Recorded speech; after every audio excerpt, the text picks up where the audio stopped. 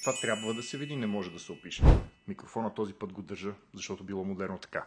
Сега, новото нещо, за което искам да говорим в този супер мрачен ден, е лятното ни предложение за норвежките фьорди. Едно от най-търсените места, вече може би няколко поредни години за лятото, тъй като когато тук жегите са нетърпими, там времето е супер. Освен това, природата в фьордите е единствена по рода си.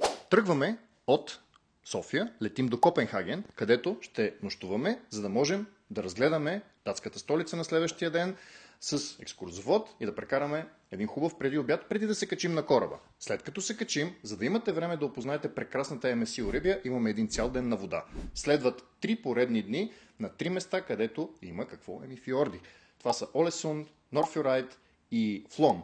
3 от най-забележителните измежду 200 фьорда в Норвегия. След това тръгваме наобратно.